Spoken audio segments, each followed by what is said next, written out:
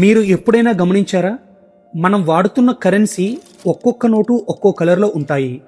10 రూపాయల note light brown కలర్లోను, 20 రూపాయల note greenish yellow కలర్లోను, అలాగే 50 రూపాయలు ఫ్లోరోసెంట్ బ్లూ, 100 రూపాయలు లావెండర్, 200 రూపాయలు బ్రైట్ గోల్డెన్ ఎల్లో, 2000 రూపాయలు మెజెంటా కలర్లోనూ ఉంటాయి. ఇలా ఒక్కో కరెన్సీ నోటు ఒక్కొక్క డిఫరెంట్ కలర్ని కలిగి ఉంటాయి. ఇవి కేవలం అందం కోసమో లేక స్టైల్ కోసమో డిజైన్ చేసినవి కావు.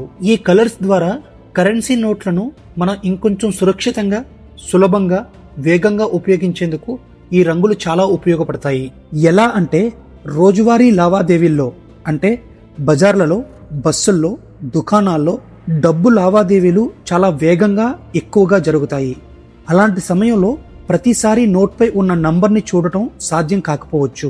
మనం వాడుతున్న కరెన్సీ నోట్కి వేర్వేరు రంగులు ఉండటం వల్ల మనం కంటితో ఒక్క చూపులోనే అది 10 రూపాయలు, 50 రూపాయలు, 200 రూపాయలు లేదా 500 రూపాయల నోటు అని క్లియర్గా గుర్తించగలుగుతున్నాం. దీనివల్ల గందరగోళం తగ్గి మనీ ట్రాన్సాక్షన్స్ అనేవి చాలా ఈజీగా, క్విక్గా చేయగలుగుతాం. అంతేకాకుండా కంటి చూపు సరిగ్గా కనిపించని వారికి, వయసు పైబడిన వారికి, బ్లైండ్ పీపుల్కు కరెన్సీ నోటు మీద ఉండే చిన్న చిన్న అక్షరాలు కానీ, నంబర్స్ కానీ చదవటం చాలా కష్టం అవుతుంది. అలాంటి వారికి ఈ డిఫరెంట్ కలర్స్ ఉండే కరెన్సీ నోట్స్ వాళ్ళు ఏ నోటు పట్టుకున్నారో తెలుసుకోవటానికి చాలా బాగా ఉపయోగపడతాయి.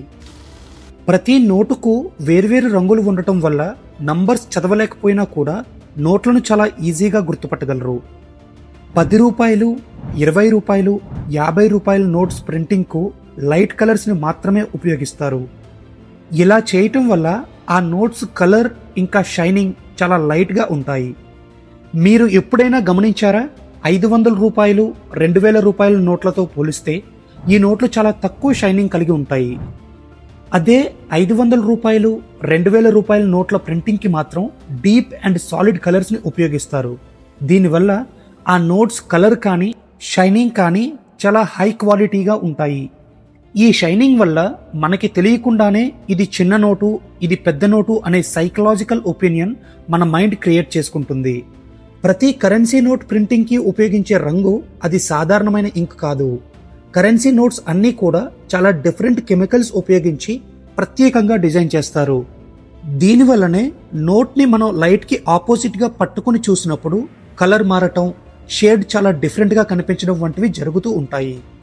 ఇవి అన్నీ కూడా హై స్టాండర్డ్ టెక్నాలజీని ఉపయోగించడం వల్ల చాలా పర్ఫెక్ట్గా ప్రింట్ అవుతాయి. ఒరిజినల్ నోట్స్ మీద ఉపయోగించే కలర్స్ని కాపీ చేయటం చాలా కష్టం. ఇలా నోట్స్ మీద ఉండే రంగులు కూడా ఒక రకమైన సెక్యూరిటీ గోడలాగా పనిచేస్తాయి. ఈ రోజుల్లో బ్యాంకులు అన్నీ కూడా పూర్తిగా మెషిన్లపై ఆధారపడి పనిచేస్తున్నాయి. ఏటీఎంలు కానీ, నోట్ కౌంటింగ్ మెషిన్లు కానీ, సార్టింగ్ మెషిన్లు కానీ ఆప్టికల్ సెన్సార్స్ ద్వారా ఒరిజినల్ నోట్లను, ఫేక్ నోట్లను ఈజీగా గుర్తించగలుగుతాయి.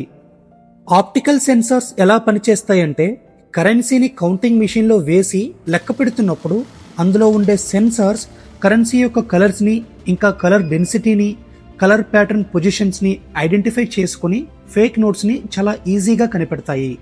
ఫేక్ నోట్స్ మీద ఉపయోగించే ఇంక్ నార్మల్ ఇంక్ అవటం వల్ల ఒరిజినల్ నోట్స్తో ఆ ఇంక్ మిస్ మ్యాచ్ అవుతుంది. వాటిని సెన్సార్స్ వెంటనే గుర్తుపట్టి ఫేక్ నోట్లను ఐడెంటిఫై చేసి సపరేట్ చేస్తాయి. ప్రపంచంలోని అన్ని దేశాలు ఇదే టెక్నాలజీని ఉపయోగిస్తున్నాయి. ఎక్స్చేంజ్ సెంటర్లకు, ఇంటర్నేషనల్ బ్యాంక్స్కు నోట్ల రంగు ఆధారంగా ఫేక్ నోట్స్ని గుర్తించడం చాలా ఈజీ. సో మనం వాడుతున్న కరెన్సీ వేరువేరు రంగుల్లో కనిపించడం వెనుక ఇంత పెద్ద స్టోరీ ఉంది.